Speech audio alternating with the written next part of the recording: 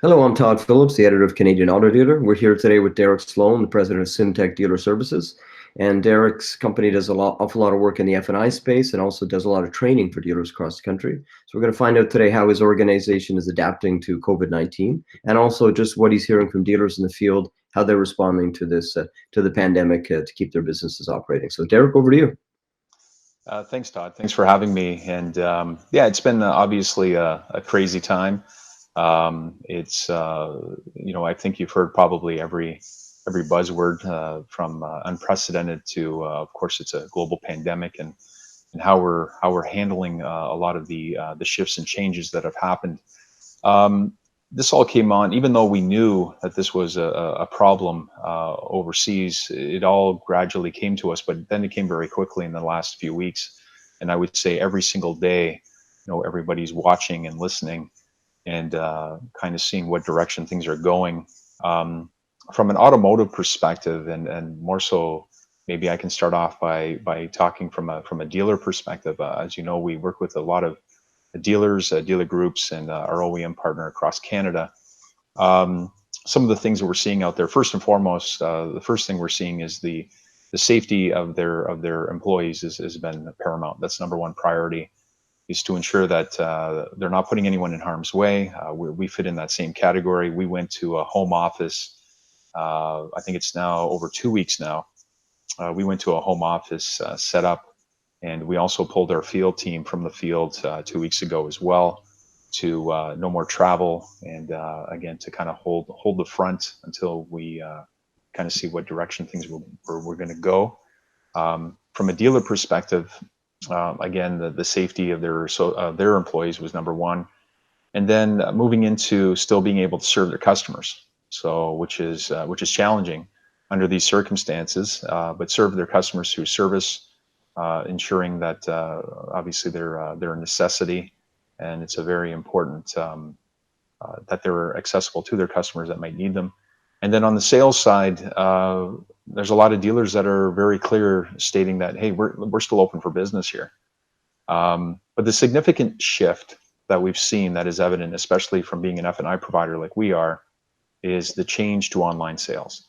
So there's been even though most dealers and dealer groups and have been having a focus of online sales for some time, uh, this has forced a lot of their hand to move in that direction even faster, to ensure that whatever process they have, whether it's a combination of an online digital element combined with phone, email, you name it, this has all kind of come together in the last few weeks.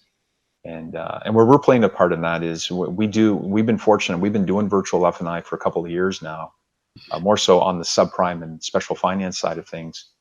But this has really helped to ramp us up to become more of a virtual F&I provider as well. So we're doing in-store development online. We're doing training online.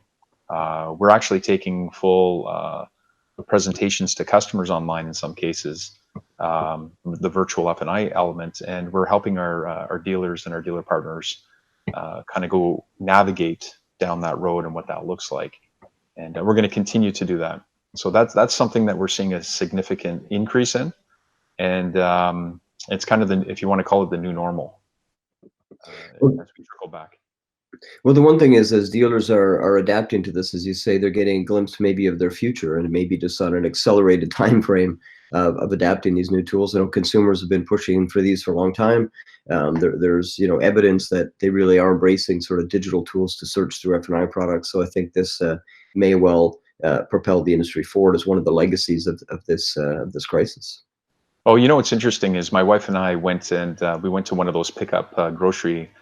We get food from a local farm, and we went to one of their section where you park, and you open the hatch of your vehicle, and they put all the groceries in for you, that kind of thing.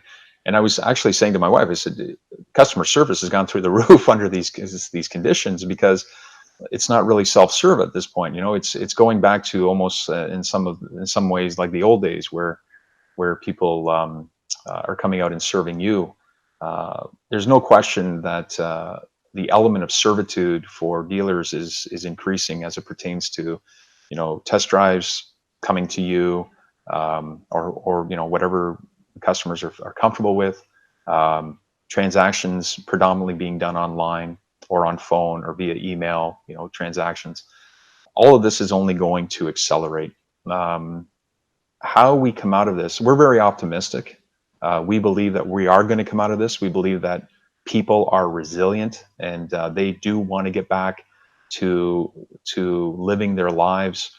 But that all being said, it's just going to be a different world, and it's going to be a world that we're a little bit more aware of. Maybe how many times we wash our hands. Todd, have you ever washed your hands this many times in your entire life? Listen, I'm a pretty clean guy in the first place, but I got to tell you, it's constant, right? Just watching what you're touching, watching where your hands are, all that kind of stuff, which I think is a great thing. But we're going into that world. And so how do you deliver a premium service, or how do you continue to compete and deliver service to your customers in that kind of environment? And I think online is accelerating for that reason. You will see a dominant shift, and we're seeing it already, and we're going to track it, of course, like many others will as well. The large percentage of transactions being done online versus being done in person, and it's happening. It's happening now, and we're playing a part in that. We had to accelerate our efforts as well, and we're continuing to do that right now. Well, it's interesting you mentioned hand washing. I was a big handshaker, and I think going forward in the industry, that may not be the new way people greet one another. And I think, when you think about the F&I experience, a lot of people didn't like being sort of in the box, if you will, already, in the business manager's office or the F&I manager's office.